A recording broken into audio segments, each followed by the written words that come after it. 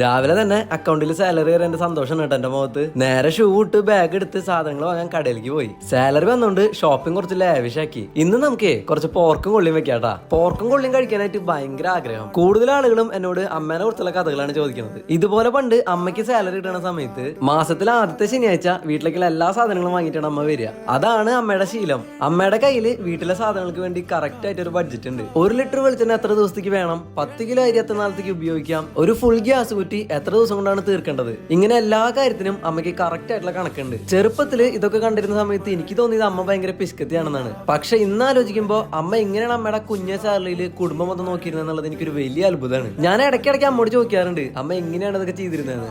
അപ്പൊ അമ്മയുടെ ഒരു മറുപടി ഉണ്ട്, അതൊക്കെ എന്റെ ഒരു കൺട്രോളിൽ ഞാൻ അങ്ങനെ ചെയ്യും. കയ്യിൽ വരുന്ന പൈസയെ ആള് വളരെ കൃത്യമായി ഉപയോഗിച്ചിരുന്നു എന്നുള്ളതാണ്. അപ്പൊ നമ്മുടെ പോർക്കും കൊള്ളിയും റെഡി. സത്യത്തിൽ പോർക്ക് കറി ഞാൻ വിചാരിച്ചതിനേക്കാൾ ഉഷാറായി. ഇന്നത്തെ ചിരിയും കള്ളച്ചിരിയല്ല, ഫുഡ് നല്ല ടേസ്റ്റ് ഉണ്ട്.